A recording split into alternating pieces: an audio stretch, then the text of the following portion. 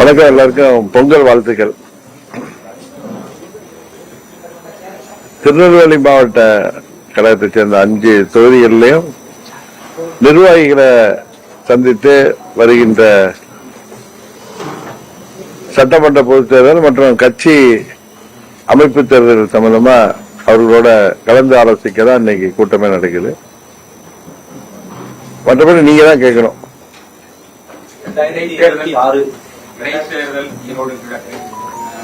பிரதான எதிர்கட்சி சொல்லக்கூடிய அதிமுக நீங்க எங்க வைக்கக்கூடிய தேசிய ஜனநாயக அவங்களும் எப்படி பார்க்கிறீங்க? ஆளுங்கட்சியை கண்டு எதிர்கட்சிகள்லாம் நீங்க பயப்படக்கூடிய சூழல் தமிழ்நாட்டில் ஆளுங்கட்சி அங்க தேர்தல் வேலைக்கு போனா நம்மளையும் போன தேர்தலில் போன கடந்த ஆண்டு நடந்த தேர்தல் மாதிரி எல்லாரையும் என்ன சொல்லுவாங்க, ஆடுகள் எல்லாம் இதுல வட்டியில் அடைக்கிற மாதிரி எல்லாரையும் பிடிச்சி அடைச்சிட்டு எதிர்கட்சிகள் மேலே வழக்கு போட்டு எதிர்கட்சிகள்லாம் செயல்பட விடாமல் பண்ற அளவுக்கு ஆளுங்கட்சி வெறி பிடித்து தெரியுதுங்கிறது தான் எல்லாருக்கும் தெரியும். அதனாலதான் அனைத்து கட்சிகளுமே இந்த தேர்தலை புறக்கணிக்கிறோம். எங்க தேசிய ஜனநாயக கூட்டணி போட்டியிடணுங்கிறது தான் எங்களுக்கு விருப்பமா இருந்துச்சு. அடுத்த ஆண்டு சட்டமன்ற பொதுத் தேர்தல் வருது. இந்த சூழ்நிலையில எங்கள் தேசிய ஜனநாயக கூட்டணியின் தலைவர், தமிழ்நாடு பாரதிய ஜனதா கட்சியின் தலைவர் நண்பர் அண்ணாமலை அவர்கள் கொடுத்திருக்கிற அந்த அறிக்கை தான் எங்க எல்லாருடைய கருத்தும். 2026 சார் மிகப்பெரிய எதிர்பார்ப்பு இருக்கு. மூன்றாவது அதிமுக ஒன்றிணை வாய்ப்பு இருக்கா? இல்லைன்னா 2020 சட்டமன்ற தேர்தலில் அமமுகவோட அம்மாவுடைய தொண்டர்கள் அனைவரும் ஒன்றிணைய வாய்ப்பு இருக்கு.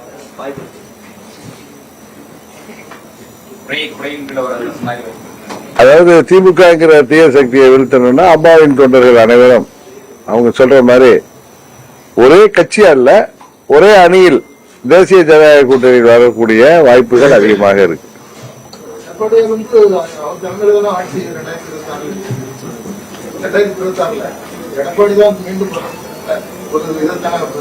இல்ல, தேசிய ஜனநாயக கூட்டணியின் தலைமையில இல்ல அவர் இருப்பார் நான் சொல்லல. அம்மாவின் தொண்டர்கள் அனைவரும் ஒன்றிணைவார்கள் என்ற நம்பிக்கை எனக்கு இருக்கு. அல்ல, அம்மாவின் தொண்டர்களா தங்களை நம்புறவங்க சேருவாங்க. அதுக்கு இப்ப அம்மாவின் தொண்டர்கள் எல்லாம் ஒன்றிணைய யாரு தலையாக இருக்காங்கிறது உங்களுக்கு தெரியும். ஒரு சிலருடைய சுயநலம், பதவி வெறி, பணத்திமிருந்தாலதான் தான் தான் இருக்கணும், மற்றவங்க யாரும் இருக்கக்கூடாதுங்கிற ஒரு அகம்பாவத்துல சில பேர் இருக்கிறதுனாலதான் அந்த கட்சி இன்றைக்கு தினம் தினம் பலவீனமாயிட்டு இருக்கு. புரட்சி தலைவர் கண்ட வெற்றி சின்னம், நான் திரும்ப திரும்ப சொல்வது போல, இரட்டையிலே இன்றைக்கு திமுகவிற்கு தேர்தலில் வெற்றி பெறுவதற்கு மயமுமாக உதவுவதற்கு அந்த சின்னம் பயன்படுத்தப்படுகிறது. நீங்க சொல்ற நபர் அம்மாவுடைய கட்சியை ஒரு வணிக நிறுவனம் போல் நடத்தி வருகிறார். அவர் மேல கொடநாடு கொலை கொள்ளை வழக்கிலையோ இல்ல 4 ஆண்டு ஆட்சியில அவங்க செய்த ஊழல்கள் எல்லாம் காரணத்திற்காக பல்வேறு அமைச்சர்கள் மேல வழக்கு இருக்கு. ஆனா பழனிசாமி மேல எந்த வழக்கு வரல. தன்னை அதுல இருந்து காப்பாற்றிக் கொள்வதற்காக கட்சி என அறிந்தாலும் பரவாயில்லை, கட்சி இன்றைக்கு கையகப்படுத்தி அதை பயன்படுத்தி வருகிறார். இதற்கெல்லாம் நல்ல முடிவு கிடைக்கும் என்கிற நம்பிக்கையில் தான் நான் சொல்றேன். இல்ல, உங்களுக்கு புரியுது தானே என்ன கேட்கணுங்கிறத கேட்கறீங்க. அம்மாவுடைய தொண்டர்கள் ஒன்றிணைவதை தடுப்பதும் திமுகவிற்கு உதவி செய்கின்ற விதமாக தேர்தலில், பாராளுமன்ற தேர்தலில் அவர் போட்டியிட்டு என்ன பலன் கண்டார்?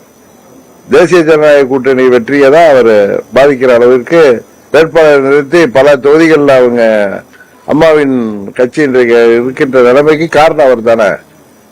10 தோல்வி பழனிசாமி அன்றைக்கு யாரோ சொன்னது போல 11வது தோல்வியை தவிர்ப்பதற்கு தான் அந்த தேர்தலில் தவிர்த்தான்னு சொல்றாங்க. பட் தேசிய ஜனநாயக கூட்டணி இந்த தேர்தலில் ஆளுங்கட்சியுடைய அராஜகங்களை எதிர்த்து இந்த தேர்தலில் நாம் அவர்களை எதிர்த்து போரிடுவதை விட 26 சட்டமன்ற பொதுத் தேர்தலில் திமுக வீழ்த்துவதற்கு நாம் முனைப்பாக செயல்படலாங்கிற நோக்கத்தில் தான் நாங்கள் போட்டியிடலாம். அப்படிங்கும்போது 10 மாதத்துல ஒரு வருஷத்துல தேர்தல் கூடிய நிலையில அது ஏற்கனவே ஆட்சிக்கு ஒரு சான்று அமைஞ்சிடாது. அதனாலதான் போட்டியிட ஏற்கனவே இப்ப இதே 21 தேர்தலுக்கு முன்னாடி விக்கிரவாண்டி பொது தேர்தல் சட்டமன்ற தேர்தல் வந்துச்சு. அதுல பழனிசாமி எவ்வளவு வாக்கு வித்தியாசத்துல ஜெயிச்சாரு. அதை 21 தேர்தல்ல அப்படியே தலைகீழா மாறுது. ஒரு இடைத்தேர்தல் வெற்றி தான் அடுத்த சட்டமன்ற பொது தேர்தலுக்கான முன்னோட்டமா இன்றைக்குமே இருந்ததில்லை. எல்லா விதமா உங்களுக்கு தெரியாத அராஜகமா நான் சொல்லிதான் பட்டியலிட்டு உங்க நேரத்தையும் வீணடிக்க வேணாம். எல்லாருக்கும் தெரிந்த விஷயம் தான். எல்லா தலைவர்களும் சொல்றாங்கல்ல, அங்க தேர்தல் ஆளுங்கட்சி சரியாக நடத்தாது. இன்றைக்கு ஒரு மினி அறிவிக்கப்படாத எமர்ஜென்சி இன்றைக்கு தமிழ்நாட்டில் இருப்பது போல எதிர்கட்சிகள் போராட்டங்களை கூட தடுக்கிறாங்க. அதனால உங்களுக்கு நன்றாக தெரியும் எல்லா தலைவர்களும் எதனால புறக்கணிச்சிருக்காங்கிற காரணத்தை தெரிஞ்சாலே உங்களுக்கு தெரியும். சட்டமன்றத்தில் முதலமைச்சர் பேசும்போது 2026 மீண்டும் திமுக ஆட்சி தான், இந்திய அளவு கூட அது சந்தேகம் இல்லை, மக்களும் அதே மனநிலையில தான் இருக்கிறாங்க. அவருடைய ஆசையை சொல்றாரு. ஆனா மக்கள் அவருக்கு எதிராக இருக்கிறதுனாலதான் இவ்வளவு அச்சப்பட்டு இந்த அண்ணா யூனிவர்சிட்டி கொடுமையான சம்பவத்துல கூட எதிர்கட்சிகள் தங்கள் ஜனநாயக கடமை ஆற்றுவதற்கு கூட விடாமல் அவர்கள் எல்லாம் கைது செய்வது, தலைவர்களை எல்லாம் கைது செய்வது, தொண்டர்களையும் நிர்வாகிகளையும் கைது செய்து அதெல்லாம் அடக்குமுறையில இறங்குறப்ப தெரியலையா அவர் பயத்தில் இருக்கிறது. அதெல்லாம் அவங்க கட்சிக்கு கொடுத்திருப்பாரு, திமுகவுக்கு, திமுக கூட்டணி கொடுத்திருப்பாரு. அதுதான் கணக்கெடுத்து சொல்றாரு. அதான் நிதி பற்றாக்குறை நமது அமைச்சர் சொல்லியிருக்காரு. அவங்க மக்களை ஏமாத்துக்கிறதுக்காக தான் அந்த ஆட்சி வந்திருக்கு. 4 ஆண்டுகள்ல முக்கியமான எந்த ஒரு தேர்தல் வாக்குறுதியும் அவங்க நிறைவேற்றல. இப்ப 1000 ரூபாய் கொடுத்து ஒவ்வொரு குடும்பத்தையும் ஏமாத்தலாம்னு நினைக்கிறாங்க. இந்த 4 ஆண்டுல அவங்களுடைய 42 மாத ஆட்சியில எனக்கு தெரிஞ்ச 5 மடங்கு விலைவாசி உயர்ந்திருக்கு. அதனால ஒரு குடும்பத்துக்கு அவர் 1000 ரூபாய் கொடுக்கிற குடும்பத்துக்கு 5000 ரூபாய் கொடுத்தாதான் குறைந்தபட்சம் அதையே காம்பன்சேட் பண்ண முடியும். இது ஏமாற்று வேலைதான். இது 24 தேர்தல் அவர்களுக்கு உதவி செய்ததா சொல்றீங்க. ஆனா 26ல மக்கள் அவர்களை புறக்கணிப்ப போது உறுதி. அடுத்த ஆண்டு தேர்தலோட பக்கம் பார்த்துக்கிறோம் சொல்லி துரைமுருகன் சட்டமன்றத்திலே சொல்றாரு. எப்படி என்னது தேர்தல்? அடுத்த ஆண்டு தேர்தல் சட்டம் 1000 கொடுக்கல அப்படிங்கறத கேட்கும்போது அடுத்த வருஷம் தேர்தல் வரும், அப்ப நம்ம பாத்துக்கிறோம் நாங்கன்னு சொல்லி சொல்றாரு. எப்படி அது? அதுதான் இப்ப ஓட்டுக்கு எப்படி ஏழை எளிய மக்கள் எல்லாம் எப்படி அவர் ஏமாற்றி இந்த 24ல வெற்றி பெற்ற மாதிரி வெற்றி பெறலான்னு ஒரு அகம்பாவத்துல பேசுறாரு. நிச்சயம் அது நடக்க போறது இல்லை. மாநிலத்தில் ஆளுநருக்கு உண்டான நிறைய அதிகாரத்திலையும் அந்தஸ்தையும் திமுக தொடர்ந்து தலையிட்டே இருக்குது. பேசிக்காவே ஆளுநருக்கு கொடுக்க வேண்டிய எந்த ஒரு இதுவுமே கொடுக்கறது கிடையாதுன்ற மாதிரி தட்டு இருந்தது. தொடர்ச்சி அதே மாதிரி சட்டசபை நடந்துட்டு இல்ல, ஆளுநரும் அவருடைய அதிகார வரம்புக்கு உட்பட்டு செயல்படணும்.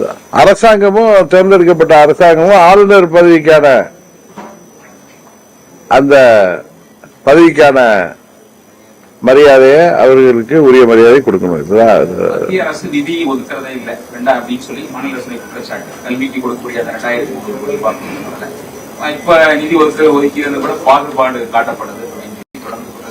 அவங்களுடைய இயலாமையை மறைக்கிறதுக்கு அவங்க மத்திய அரசு தானே குறை சொல்லுவாங்க.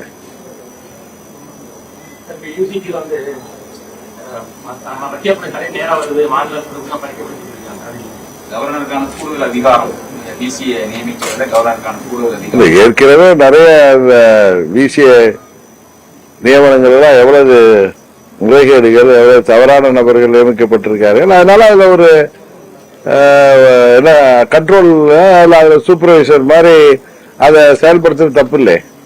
இப்ப நாமெல்லாம் கவர்னர் பதவி தேவையில்லைன்னு நினைச்ச காலம் போய் கவர்னர்னு ஒருத்தர் பதவி தேவை. ஏன்னா இந்த அரசாங்கம் ஒரு காட்டாட்சி மாதிரி நடக்கிறப்ப, ஒரு எமர்ஜென்சி மாதிரி இந்த ஆட்சி நடக்கிறப்ப அதை கட்டுப்படுத்துவதற்கு கவர்னருடைய பதவி தேவைப்படுறதுங்கிறதான நியாயமான கருத்தா இருக்க முடியும்.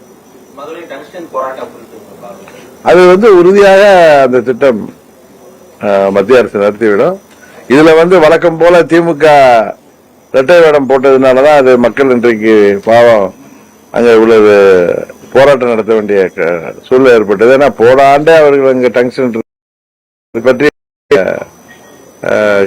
என்கொயரி வச்சப்ப இவங்க அப்பவே இதெல்லாம் பாதுகாக்கப்பட்ட பகுதி, இங்க தொல்பொருள் சின்னங்கள்லாம் இருக்கு, இங்க பல்லுயிரி வாழ்கின்ற பகுதின்லாம் இவங்க அறிவிச்சதெல்லாம் சொல்லியிருந்தா அன்னைக்கே இந்த திட்டம் வந்திருக்காது. இந்த டெண்டர் வர்ற நவம்பர் 7 வரைக்குமே அவங்க அமைதியா இருந்துட்டு இப்ப மக்கள் கொதித்திருந்ததும் மக்களுக்கு ஆதரவா அந்த அரசாங்கம் தமிழ்நாடு அரசாங்கம் நடித்து கொண்டிருக்கிறது உண்மை. உறுதியாக இந்த திட்டம் வராது என்பதை மத்திய அரசாங்கத்தின் சார்பாக நமது பாரதிய ஜனதா கட்சியின் தலைவர் திரு அண்ணாமலை அவர்கள் அங்கே போய் நேற்று சொல்லிட்டு வந்திருக்காரு. உங்களோட இத்தனை மாவட்டங்கள் இதனுடைய அமைப்பு ரீதியான கூட்டங்கள் நடத்திருக்கீங்க. அடுத்த ஆண்டு தேர்தலில் எப்படி எதை நோக்கி பயணிக்கிறீங்க? நீங்க போட்டியிடலாம்.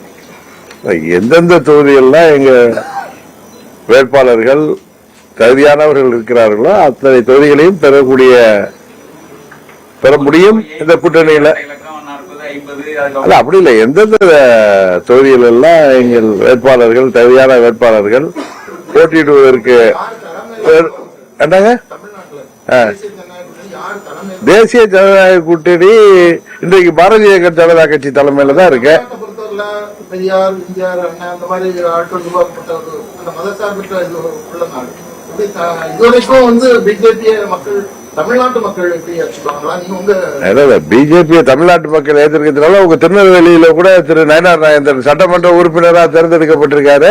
இன்னொன்னு நீங்க மதச்சார்பு என்னத்தை சொல்றீங்கன்னு தெரியல. இப்ப தீபாவளிக்கு வாழ்த்து சொல்லாத ஒரு தமிழக முதலமைச்சர் நடத்துற ஆட்சி மதச்சார்பற்ற ஆட்சின்னு சொல்றது எப்படி நம்ம ஏத்துக்க முடியும்? ஒரு மதத்துக்கு எதிராக இருக்கிறது மதச்சார்பின்மைக்கு வராது. அதுவும் இல்லங்க, தமிழ்நாடை பொறுத்த வரைக்கும் தமிழ்நாடு நீங்க சொன்னதெல்லாம் இல்லங்க இல்ல எல்லாம் சாத்தியமாகும். நீங்க நீங்க ஒரு நிமிஷம், வெஸ்ட் பெங்கால்ல அசைக்க முடியாத சக்தியா கம்யூனிஸ்ட் அரசாங்கம் இருந்துச்சு. இன்றைக்கு அந்த கட்சி அங்க எந்த நிலையில இருக்குன்னு தெரியாது. அது மாதிரி நீங்க நினைக்க காங்கிரஸ் 67 வரைக்கும் மாபெரும் இயக்கமா இருந்துச்சு.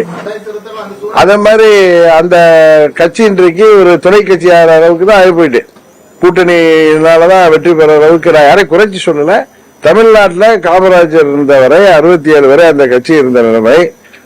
அதுபோல வெஸ்ட் பெங்கால்ல ஜோதி பாசு அவர்கள் இருந்த வரை அந்த கட்சி பாதுகாக்கப்பட்டது. அதுபோல இன்றைக்கு தமிழ்நாட்டில் நீங்க நினைக்கிற மாதிரி ஒரு மத சார்ந்த கட்சின்னு சொல்லி இன்னும் மக்களை ஏமாற்ற முடியாது. ஏன்னா மைனாரிட்டிகளும் அதை புரிந்து வருகிறார்கள். இன்னொன்னு, ஒரு இங்க பிஜேபியை நீங்க மதசார்பான கட்சின்னு சொன்னா தீபாவளிக்கு வாழ்த்து சொல்லாத ஒரு கட்சியின் தலைவரை மற்ற பண்டிகைகளுக்கு சொல்ற ஒரு தலைவர் தீபாவளிக்கு வாழ்த்து சொல்லணும், அவர் ஒரு மதத்துக்கு எதிரானவர் தானே. அது ஒரு மதத்துக்கு எதிராக இருக்கிறதோ எப்படி நீங்க மதச்சார்பின்மை சொல்ல முடியும்னு கேட்கிறேன். மக்கள் உறுதியாக ஏற்றுவாங்க, கவலைப்படாதீங்க. வர்ற தேர்தல் 26 தேர்தலுக்கு பிறகு உங்களுக்கு உண்மை புலப்படும்.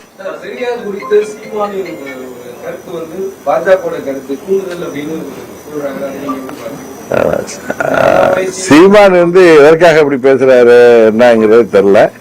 எப்பயுமே இப்ப ஒண்ணு இல்ல, பிரதமர் மோடியை அந்த டிஃபென்ஸ் காரிடாருக்காக மகாபலிபுரம் வந்தப்ப திமுக எல்லாம் அப்ப கருப்பு கொடியை காட்டணும்னாங்க. நான் சொன்னேன், நம்மளுக்கு எவ்வளவு கருத்து வேறுபாடு இருக்கலாம், ஆனா நாட்டின் பிரதமர் வெளிநாட்டு பிரதிநிதிகளாம் வர்றப்ப கருப்பு கொடி காட்டுவது தவறுன்னு. அப்ப என்ன சில பேர் சங்கின்னு சொன்னாங்க. ஆனா அதே முதலமைச்சர் இன்றைக்கு பிரதமரை ஒவ்வொருவருக்கும் வாங்க வாங்க சொல்லி கூப்பிட்டு இருக்காங்க. அவங்க திரு ராஜ்நாத் சிங் மத்திய அமைச்சர் இங்க திரு கருணாநிதியுடைய உருவ உள்ள காயினே வெளியிடுற அளவுக்கு தான் நிலைமை இருக்கு. அதனால திரு சீமான் தந்தை பெரியாரை பற்றி மறைந்த தலைவர்களை பற்றி இப்படி பேசுவது உண்மையிலேயே ஒரு அரசியல்வாதியாக எனக்குமே வருத்தமாகத்தான் இருக்கிறது.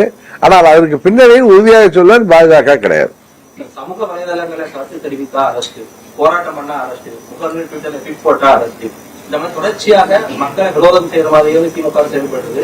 அரசை விமர்சிக்கிறது முதலமைச்சர் ஏற்றுக்கொள்ள மாட்டேன்னு அவருக்கு சகிப்புத்தன்மை இல்லாம போகுது. அதுக்குதான் நான் அவர் பெரியவருக்கு சொல்றேன், இந்த ஆட்சி ஆட்டம் காண்கிறதுக்கான ஒரு உதாரணம் தான் இன்றைக்கு முதல்வர் அண்ணா யூனிவர்சிட்டி அந்த கொடுமையான சம்பவத்திற்கு எதிராக அரசியல் கட்சிகள் போராடுறப்ப கம்யூனிஸ்ட் உட்பட கம்யூனிஸ்ட் தலைவர்களே எதிர்த்து பேசினாங்க. அது போல ஒரு நிலைமை யாரையுமே போராட்டம் நடத்த விடாம செய்கிறது. யாரோ போஸ்டர்ல ஒரு வயதான பெண்மணி அன்றைக்கு சென்னையில உண்மையா தமிழ்நாட்டு மக்களின் உண்மை மனநிலையை எடுத்து காட்டுகின்ற விதமாக அந்த அம்மா அந்த போஸ்டர்ல ஏதோ அந்த அம்மா ஏதோ எடுத்து அடிச்சத பொறுத்து கொள்ள முடியாமல் அதை வீடியோ எடுத்த அந்த சின்ன பையன் அந்த அம்மா தேடிட்டு இருந்தாங்க. இப்ப எல்லாரும் எதிர்ப்பு தெரிச்சதை அடங்கிட்டாங்க, போயிருக்கா. இதுதான் முதலமைச்சருடைய மனநிலை. இதுதான் திராவிட மாடல் ஆட்சியுடைய சாதனை தான். யாராவது அவர் எதிர்த்து பேசினா அவங்களை சிறையில பிடிச்சு போடுறது, நீங்க சொன்ன மாதிரி சோசியல் மீடியா மற்ற இவங்களெல்லாம் அரெஸ்ட் பண்றதுதான் ஆயுதமா அவர் எடுக்கிறாரு. பட் அதே ஆயுதம் அவர் மீது பாயும். கத்தி எடுத்தவர்களுக்கு கத்தியால் தான் வீழ்ச்சிம்பாங்க. அது நிச்சயம் ஒரு காலத்தில் நடக்கும். தொடர்ந்து அவங்களுக்கு அவங்க கூட்டணியும் 5 ஆண்டுகளுக்கு மேல பலமா இருக்கு. தற்போது வரைக்கும் சின்ன சின்ன பிரச்சனைகள் ஏற்பட்டா கூட உடனே சரி செய்யறாங்க. அப்படி ஒரு பக்கம் நீங்க தனித்தனியா இருக்கக்கூடியது ஒரு உடையின் கீழ் வந்துருவீங்கன்னு சொல்றீங்க. அப்ப இருக்கக்கூடிய நிலையில மீண்டும் அவங்களுக்கு தான் அது ஒரு வாய்ப்பா?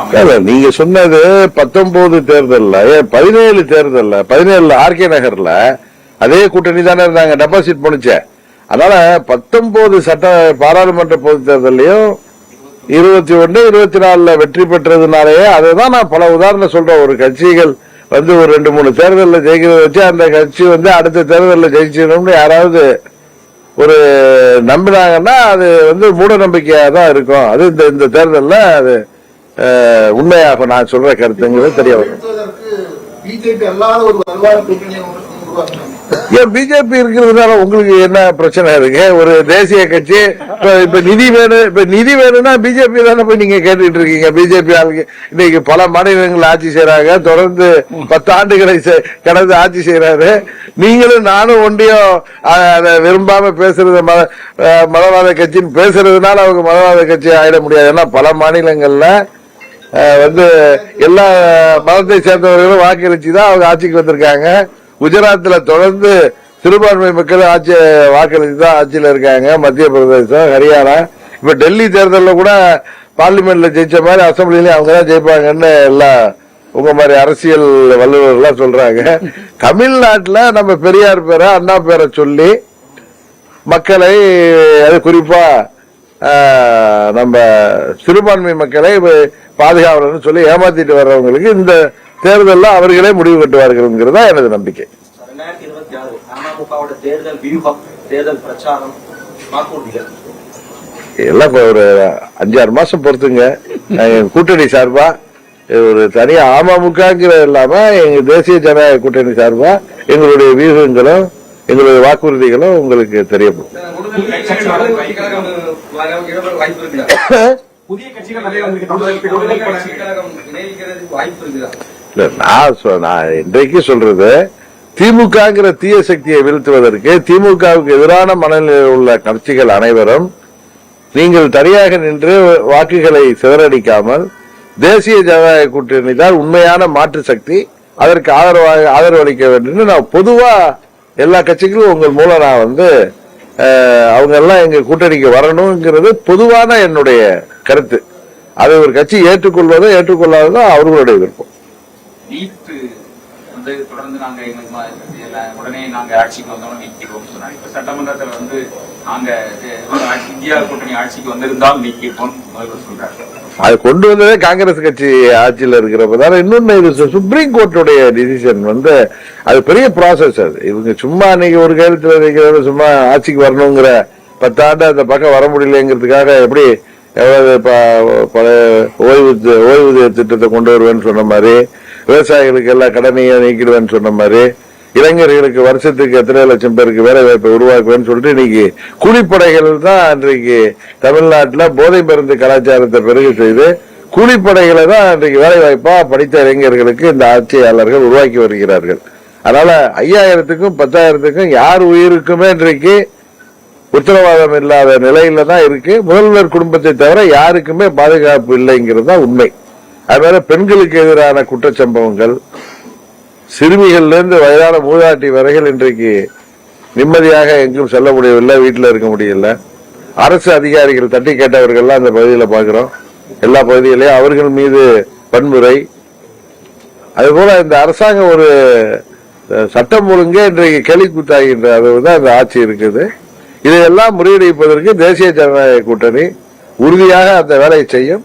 அதற்கு தமிழ்நாட்டு மக்கள் உறுதுணையாக இருப்பார்கள் என்கிற நம்பிக்கை எங்களுக்கு இருக்கிறது.